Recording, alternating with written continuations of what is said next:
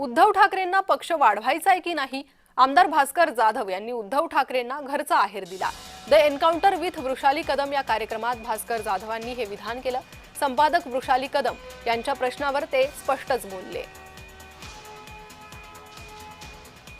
कोल्हापूर जिल्ह्यामध्ये 2-2 जागा आमच्या निवडून आलेल्या होत्या, 3-3 जागा निवडून आमच्या आलेल्या होत्या। पक्ष वाढणार कसा? पक्ष वाढणार कसा?